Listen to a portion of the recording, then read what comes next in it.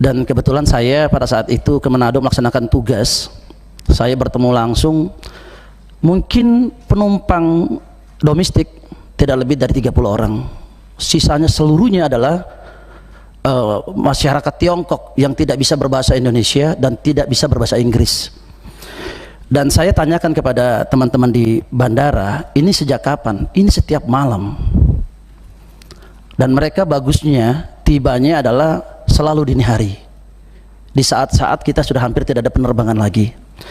Saya perlu menyampaikan ini karena saya peduli bagaimana situasi dan kondisi COVID saat ini yang kita gaung-gaungkan bersama-sama, pembatasan, bahkan masyarakat Indonesia ini dilarang untuk mudik, sementara mereka di sini bebas masuk. Ada beberapa yang saya ingin tanyakan Pak Menteri. Ada satu, bagaimana ini pihak imigrasi di kementerian ini bisa menjelaskan hal ini bisa terjadi, dan ini setiap malam. Nah, boleh silakan nanti dikunjungin Bandara Soekarno-Hatta. Mereka harusnya melaksanakan karantina dulu, baru mereka melaksanakan penerbangan berikutnya.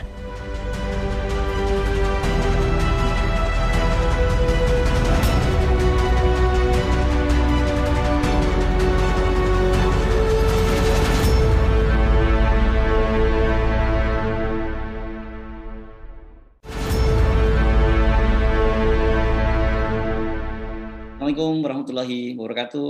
Apa kabar Anda semua? Semoga selalu dalam keadaan sehat. Jangan lupa jaga protokol kesehatan. Ini saya tidak bosan-bosan akan mengulang-ulang terus dalam setiap kali pertemuan kita.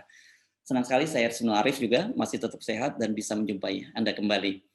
Menko Marinvest Luhut Panjaitan kemarin mengingatkan agar mereka-mereka yang mempersoalkan kedatangan para pekerja Cina tidak asal ngomong.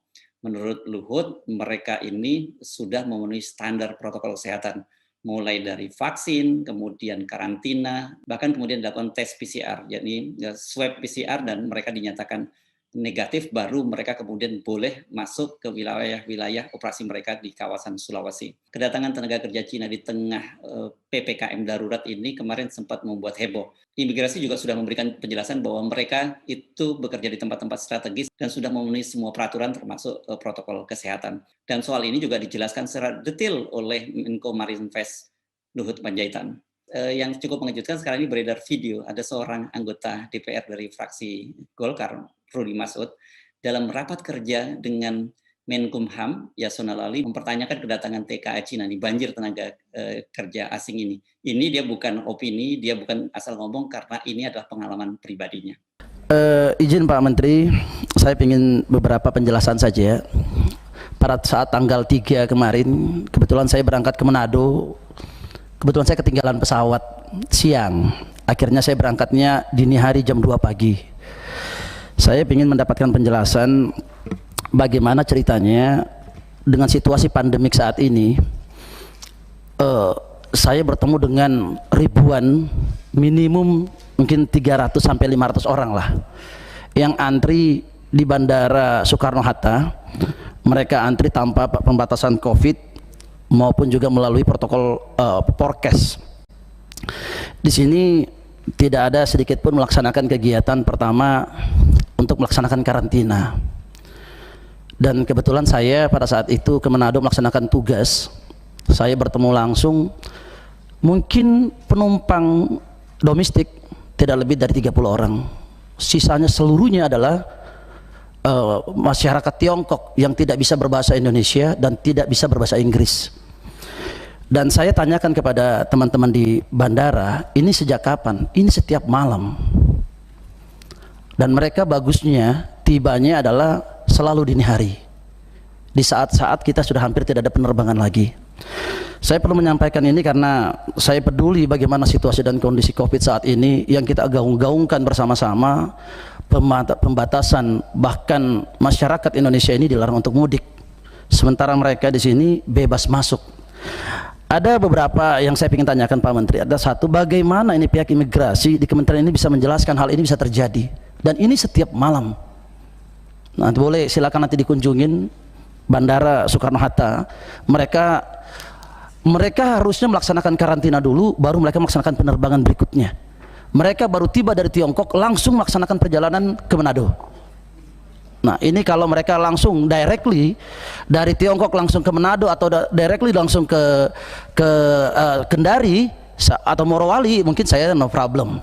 Nanti di sana bisa melaksanakan karantina. Tetapi ini tiba dari Tiongkok langsung Jakarta, Jakarta tidak melaksanakan protokol COVID, langsung directly.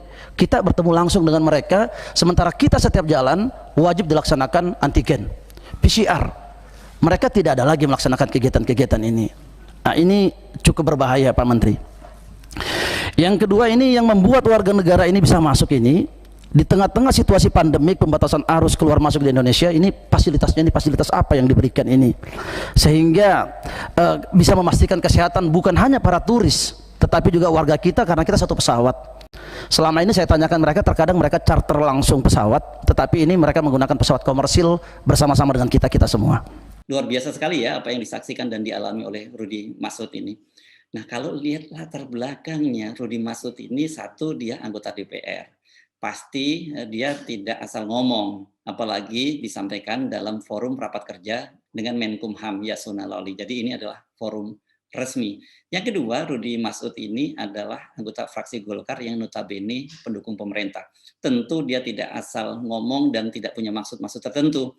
Karena kalau oposisi boleh dicurigai, ini cuma sekedar mau menjatuhkan pemerintah. Kalau anggota DPR dari fraksi Golkar pasti tidak. Kenapa? Karena ketua umumnya sekarang, yakni Erlangga Hartarto, kan menjabat sebagai Menko Perekonomian di pemerintahan Jokowi dan menjadi penanggung jawab untuk penanggulangan COVID dan pemulihan ekonomi nasional. Ini merupakan cermin keprihatinan dari Rudy Masud dan dia tidak ingin hal-hal yang buruk terjadi pada bangsa dan negara ini. Sekarang kita bandingkan dengan penjelasan dari Pak Luhut. Semua orang asing yang datang ke Indonesia itu harus punya vaksin card. Jadi orang yang sudah divaksin paling tidak 1 kali, 2 kali malah kita bilang, maaf, 2 kali. Jadi tidak boleh orang datang ke Indonesia itu belum dapat kartu vaksin 2 kali. Itu satu. Nah, setelah dia datang kemari, sebelum dia datang, dia harus swab dulu, PCR maksudnya. Kalau dia sudah dapat PCR negatif, dia datang ke Indonesia, dia nanti di PCR lagi, dan dia tinggal selama 8 hari di karantina. Setelah itu dia di PCR lagi, kalau dia negatif baru bisa keluar. Jadi prosedur ini ya kita lakukan dan berlaku di mana-mana di dunia. Hanya ada yang 8 hari, tergantung negaranya, ada yang 14 hari, ada yang 21 hari. Nah, kita melihat dari hasil studinya, dari negara-negara yang kita anggap cukup baik, itu kita berikan 8 hari.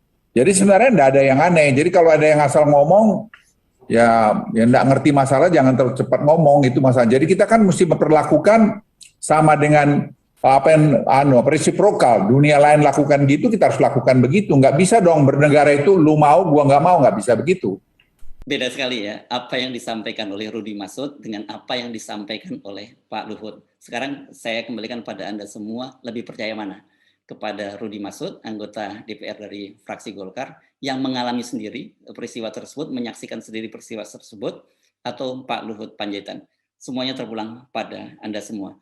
Tetapi saya cuma mengingatkan, kalau masyarakat kemudian disuguhi oleh kontradiksi-kontradiksi dan mereka sendiri juga ikut menyaksikan di lapangan, sangat berbeda antara penjelasan dengan pemerintah dengan fakta-fakta di lapangan, ini kan sangat berbahaya bagi kredibilitas pemerintahan. Kalau terus-terusan memproduksi info-info yang tidak kredibel, kepercayaan masyarakat terhadap pemerintah makin lama akan kian terkikis. Saya sebenarnya sampai jumpa. Assalamualaikum warahmatullahi wabarakatuh.